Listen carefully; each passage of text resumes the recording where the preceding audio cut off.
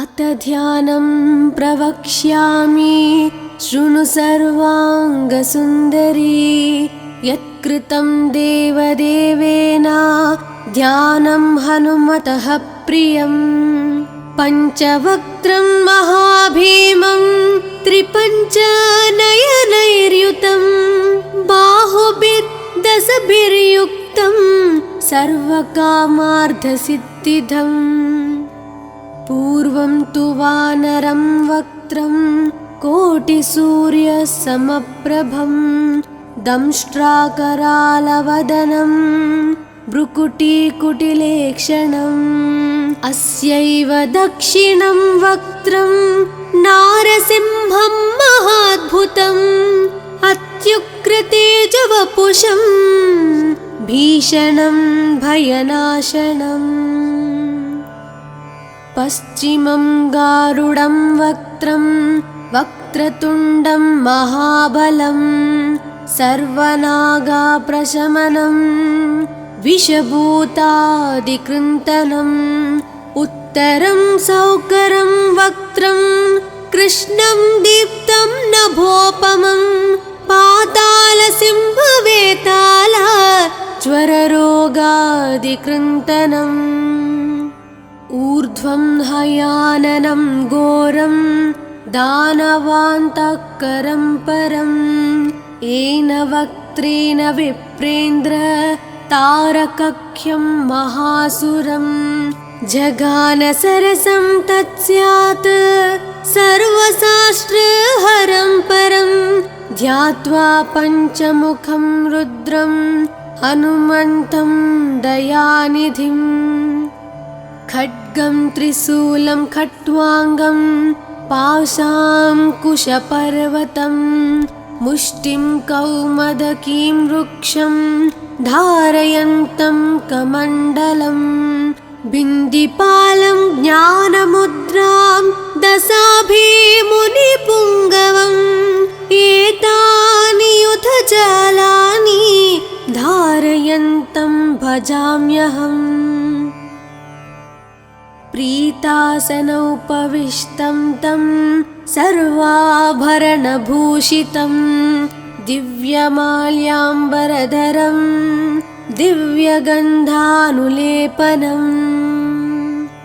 सर्वाश्चर्यमयं देवं हनुमद्विश्वतोमुखं पञ्चास्यम् अच्युतम् अनेक विचित्रवर्णावक्त्रं शशाङ्कशिखरं कपिराजवर्यं पीताम्बरादिमुकुटैरूपशोभिताङ्गम्। पिङ्गाक्षम् आद्यम् अनिशं मनसा स्मरामि। मर्कतीशं महोत्साहं सर्वाश्रुहरं परं शत्रुसंहार मां रक्ष श्रीमन्नापडनुद्धर। ॐ हरिमरकटमरकटमन्त्रमिदं परिलिख्यति लिख्यति वामतले यदि नश्यति नश्यति शत्रुकलां यदि मुञ्चति मुञ्चति वामलता। इदं कवचं पठित्वात् महाकवच पठे नरः एकवारं जपे स्तोत्रं सर्वशत्रुनिवारणं। द्विवारं तु पठे नित्यं पुत्रपौत्राप्रवर्धनं। त्रिवारं च पठे नित्यं सर्वसमाप्तकरं शुभम्। चतुर्वारं पठे नित्यं सर्वरोगनिवारणं। पञ्चवारं पठे नित्यं सर्वलोकवशङ्करं। षड्वारं च पठे नित्यं सर्वदेवावशङ्करं। सप्तवारं पठे नित्यं सर्वसौभाग्यदायकम्। अष्टवारं पठे नित्यं मिष्टकामार्थसिद्धिदम्। नववारं पठे नित्यं राजभोगमवाप्युनात् 10 वारं पठे नित्यं त्रैलोक्यज्ञानदर्शनं रुद्रावृत्तिं पठे नित्यं सर्वसिद्धिर्भवेर्ध्रुवम् कवचस्मतरणेनैव महाबलमवाप्नुयात् सुदर्शनसंहितायां श्रीरामचन्द्रसीताप्रोक्तं श्रीपञ्चमुखहनुमत्कवचं सम्पूर्णम्। अथ ध्यानं प्रवक्ष्यामि शृणु सर्वाङ्गसुन्दरी यत्कृतं देवदेवेन ध्यानं हनुमतः प्रियं पञ्चवक्त्रं महाभीमं त्रिपञ्चनयनैर्युतं बाहुभिर्दशभिर्युक्तं सर्वकामार्थसिद्धिदम् पूर्वं तु वानरं वक्त्रं कोटिसूर्यसमप्रभं दंष्ट्राकरालवदनं भ्रुकुटीकुटिलेक्षणम् अस्यैव दक्षिणं वक्त्रं नारसिंहं महाद्भुतम् अत्युग्रतेजवपुषं भीषणं भयनाशनम् पश्चिमं गारुडं वक्त्रं वक्रतुण्डं महाबलं सर्वनागाप्रशमनं विषभूतादिकृन्तनम् उत्तरं सौकरं वक्त्रं कृष्णं दीप्तं नभोपमं पातालसिंहवेताल ज्वररोगादिकृन्तनम् ऊर्ध्वं हयाननं घोरं दानवान्तकरं परं येन वक्त्रेण विप्रेन्द्र तारकख्यं महासुरं जगानसरसं तत्स्यात् सर्वशास्त्रहरं परं ध्यात्वा पञ्चमुखं रुद्रं हनुमन्तं दयानिधिम् खड्गं त्रिशूलं खट्वाङ्गं पाशाङ्कुशपर्वतं मुष्टिं कौमदकीं वृक्षं धारयन्तं कमण्डलं बिन्दिपालं ज्ञानमुद्रां दशाभिमुनिपुङ्गवम् एतानि युधजालानि धारयन्तं भजाम्यहम् प्रीतासनोपविष्टं तं सर्वाभरणभूषितं दिव्यमाल्याम्बरधरं दिव्यगन्धानुलेपनं सर्वाश्चर्यमयं देवं हनुमद्विश्वतोमुखं पञ्चास्यम् अच्युतम् अनेक विचित्रवर्णावक्त्रं शशाङ्कशिखरं कपिराजवर्यं पीताम्बरादिमुखतैरूपशोभिताङ्गं पिङ्गाक्षम् आद्यम् अनिशं मनसा स्मरामि मर्कतीशं महोत्साहं सर्वाश्रुहरं परं शत्रुसंहार मां रक्ष श्रीमन्नापडनुद्धर ॐ हरिमरकटमरकटमन्त्रमिदं परिलिख्यति लिख्यति वामतले यदि नश्यति नश्यति शत्रुकलां यदि मुञ्चति मुञ्चति वामलता इदं कवचं पठित्वात् महाकवच पठे नरः एकवारं जपे स्तोत्रं सर्वशत्रुनिवारणं द्विवारं तु पठे नित्यं पुत्रपौत्राप्रवर्धनं त्रिवारं च पठे नित्यं सर्वसमप्तकरं शुभम् चतुर्वारं पठे नित्यं सर्वरोगनिवारणं पञ्चवारं पठे नित्यं सर्वलोकवशङ्करं षड्वारं च पठे नित्यं सर्वदेवावशङ्करं सप्तवारं पठे नित्यं सर्वसौभाग्यदायकम्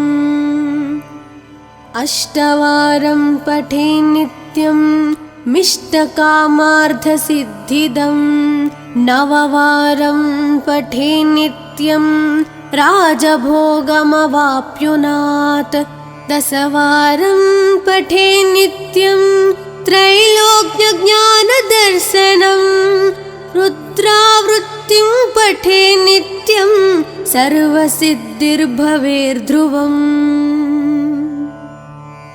कवचस्मतरणेनैव महाबलमवाप्नुयात् सुदर्शनसंहितायां श्रीरामचन्द्रसीताप्रोक्तं श्रीपञ्चमुखहनुमत्कवचं सम्पूर्णम्। अथ ध्यानं प्रवक्ष्यामि शृणु सर्वाङ्गसुन्दरी यत्कृतं देवदेवेन ध्यानं हनुमतः प्रियम् पञ्चवक्त्रं महाभीमं त्रिपञ्चनयनैर्युतं बाहुभिर्दशभिर्युक्तं सर्वकामार्थसिद्धिदम् पूर्वं तु वानरं वक्त्रं कोटिसूर्यसमप्रभं दंष्ट्राकरालवदनं भ्रुकुटीकुटिलेक्षणम् अस्यैव दक्षिणं वक्त्रं नारसिंहं महाद्भुतम् अत्युग्रतेजवपुषं भीषणं भयनाशनम् पश्चिमं गारुडं वक्त्रं वक्रतुण्डं महाबलं सर्वनागाप्रशमनं विषभूतादिकृन्तनम् उत्तरं सौकरं वक्त्रं कृष्णं दीप्तं नभोपमं पातालसिंहवेताल ज्वररोगादिकृन्तनम् ऊर्ध्वं हयाननं घोरं दानवान्तकरं परं येन वक्त्रेण विप्रेन्द्र तारकख्यं महासुरं जगानसरसं तत्स्यात् सर्वशास्त्रहरं परं ध्यात्वा पञ्चमुखं रुद्रं हनुमन्तं दयानिधिम् खड्गं त्रिशूलं खट्वाङ्गं पाशाङ्कुशपर्वतं मुष्टिं कौमदकीं वृक्षं धारयन्तं कमण्डलं बिन्दिपालं ज्ञानमुद्रां दशाभिमुनिपुङ्गवम् एतानि युधजालानि धारयन्तं भजाम्यहम् प्रीतासनोपविष्टं तं सर्वाभरणभूषितं दिव्यमाल्याम्बरधरं दिव्यगन्धानुलेपनम् सर्वाश्चर्यमयं देवं हनुमद्विश्वतोमुखं पञ्चास्यम् अच्युतम् अनेक विचित्रवर्णावक्त्रं शशाङ्कशिखरं कपिराजवर्यं पीताम्बरादिमुकुटैरूपशोभिताङ्गम् पिङ्गाक्षम् आद्यम् अनिशं मनसा स्मरामि। मर्कतीशं महोत्साहं सर्वाश्रुहरं परं शत्रुसंहार मां रक्ष श्रीमन्नापडनुद्धर। ॐ हरिमरकटमरकटमन्त्रमिदं परिलिख्यति लिख्यति वामतले यदि नश्यति नश्यति शत्रुकलां यदि मुञ्चति मुञ्चति वामलता। इदं कवचं पठित्वात् महाकवच पठे नरः एकवारं जपे स्तोत्रं सर्वशत्रुनिवारणं द्विवारं तु पठे नित्यं पुत्रपौत्रप्रवर्धनं त्रिवारं च पठे नित्यं सर्वसमाप्तकरं शुभम् चतुर्वारं पठे नित्यं सर्वरोगनिवारणं पञ्चवारं पठे नित्यं सर्वलोकवशङ्करं षड्वारं च पठे नित्यं सर्वदेवावशङ्करं सप्तवारं पठे नित्यं सर्वसौभाग्यदायकम् अष्टवारं पठे नित्यं मिष्टकामार्थसिद्धिदं नववारं पठे नित्यं राजभोगमवाप्नुयात् दशवारं पठे नित्यं त्रैलोक्यज्ञानदर्शनं रुद्रावृत्तिं पठे नित्यं सर्वसिद्धिर्भवेर्ध्रुवम् कवचस्मतरणेनैव महाबलमवाप्नुयात् सुदर्शनसंहितायां श्रीरामचन्द्रसीताप्रोक्तं श्रीपञ्चमुखहनुमत्कवचं सम्पूर्णम्। अथ ध्यानं प्रवक्ष्यामि शृणु सर्वाङ्गसुन्दरी यत्कृतं देवदेवेन ध्यानं हनुमतः प्रियं पञ्चवक्त्रं महाभीमं त्रिपञ्चनयनैर्युतं बाहुभिर्दशभिर्युक्तं सर्वकामार्थसिद्धिदम् पूर्वं तु वानरं वक्त्रं कोटिसूर्यसमप्रभं दंष्ट्राकरालवदनं भ्रुकुटीकुटिलेक्षणम् अस्यैव दक्षिणं वक्त्रं नारसिंहं महाद्भुतम् अत्युग्रतेजवपुषं भीषणं भयनाशनम् पश्चिमं गारुडं वक्त्रं वक्रतुण्डं महाबलं सर्वनागाप्रशमनं विषभूतादिकृन्तनम् उत्तरं सौकरं वक्त्रं कृष्णं दीप्तं नभोपमं पातालसिंहवेताला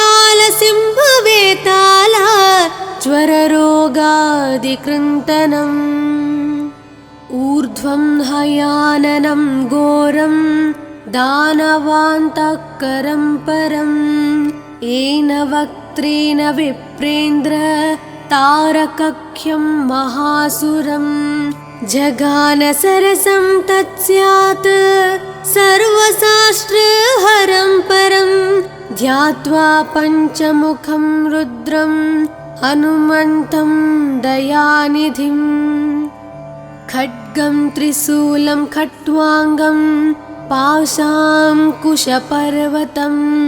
मुष्टिं कौमदकीं वृक्षं धारयन्तं कमण्डलं बिन्दिपालं ज्ञानमुद्रां दशाभिमुनिपुङ्गवम् एतानि युधजालानि धारयन्तं भजाम्यहम् प्रीतासनोपविष्टं तं सर्वाभरणभूषितं दिव्यमाल्याम्बरधरं दिव्यगन्धानुलेपनम् सर्वाश्चर्यमयं देवं हनुमद्विश्वतोमुखं पञ्चास्यम् अच्युतम् अनेक विचित्रवर्णावक्त्रं शशाङ्कशिखरं कपिराजवर्यं पीताम्बरादिमुकुटैरूपशोभिताङ्गम् पिङ्गाक्षम् आद्यम् अनिशं मनसा स्मरामि। मर्कतीशं महोत्साहं सर्वाश्रुहरं परं शत्रुसंहारमां रक्ष श्रीमन्नापडनुद्धर। ॐ हरिमरकटमरकटमन्त्रमिदं परिलिख्यति लिख्यति वामतले यदि नश्यति नश्यति शत्रुकलां यदि मुञ्चति मुञ्चति वामलता। इदं कवचं पठित्वात् महाकवच पठे नरः एकवारं जपे स्तोत्रं सर्वशत्रुनिवारणं द्विवारं तु पठे नित्यं पुत्रपौत्राप्रवर्धनं त्रिवारं च पठे नित्यं सर्वसमाप्तकरं शुभम् चतुर्वारं पठे नित्यं सर्वरोगनिवारणं पञ्चवारं पठे नित्यं सर्वलोकवशङ्करं षड्वारं च पठे नित्यं सर्वदेवावशङ्करं सप्तवारं पठे नित्यं सर्वसौभाग्यदायकम्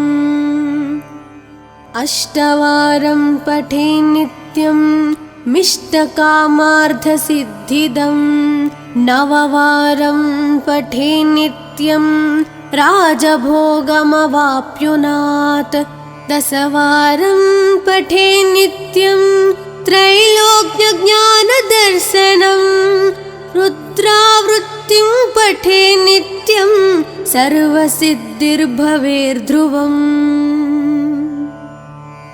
कवचस्मतरणेनैव महाबलमवाप्नुयात् सुदर्शनसंहितायां श्रीरामचन्द्रसीताप्रोक्तं श्रीपञ्चमुखहनुमत्कवचं सम्पूर्णम्। अथ ध्यानं प्रवक्ष्यामि शृणु सर्वाङ्गसुन्दरी यत्कृतं देवदेवेन ध्यानं हनुमतः प्रियं पञ्चवक्त्रं महाभीमं त्रिपञ्चनयनैर्युतं बाहुभिर्दशभिर्युक्तं सर्वकामार्थसिद्धिदम् पूर्वं तु वानरं वक्त्रं कोटिसूर्यसमप्रभं दंष्ट्राकरालवदनं भ्रुकुटीकुटिलेक्षणम् अस्यैव दक्षिणं वक्त्रं नारसिंहं महाद्भुतम् अत्युग्रतेजवपुषं भीषणं भयनाशनम् पश्चिमं गारुडं वक्त्रं वक्रतुण्डं महाबलं सर्वनागाप्रशमनं विषभूतादिकृन्तनम् उत्तरं सौकरं वक्त्रं कृष्णं दीप्तं नभोपमं पातालसिंहवेताल ज्वररोगादिकृन्तनम् ऊर्ध्वं हयाननं घोरं दानवान्तकरं परं येन वक्त्रेण विप्रेन्द्र तारकख्यं महासुरं जगान सरसं तत्स्यात् सर्वशास्त्रहरं परं ध्यात्वा पञ्चमुखं रुद्रं हनुमन्तं दयानिधिं खड्गं त्रिशूलं खट्वाङ्गं पाशाङ्कुशपर्वतं मुष्टिं कौमदकीं वृक्षं धारयन्तं कमण्डलं बिन्दिपालं ज्ञानमुद्रां दशाभिमुनिपुङ्गवम् एतानि युधजालानि धारयन्तं भजाम्यहम् प्रीतासनोपविष्टं तं सर्वाभरणभूषितं दिव्यमाल्याम्बरधरं दिव्यगन्धानुलेपनम् सर्वाश्चर्यमयं देवं हनुमद्विश्वतोमुखं पञ्चास्यम् अच्युतम् अनेक विचित्रवर्णावक्त्रं शशाङ्कशिखरं कपिराजवर्यं पीताम्बरादिमुखतैरूपशोभिताङ्गम् पिङ्गाक्षम् आद्यम् अनिशं मनसा स्मरामि मर्कतीशं महोत्साहं सर्वाश्रुहरं परं शत्रुसंहार मां रक्ष श्रीमन्नापडनुद्धर ॐ हरिमरकटमरकटमन्त्रमिदं परिलिख्यति लिख्यति वामतले यदि नश्यति नश्यति शत्रुकलां यदि मुञ्चति मुञ्चति वामलता इदं कवचं पठित्वात् महाकवच पठे नरः एकवारं जपे स्तोत्रं सर्वसिद्धिप्रदायकम्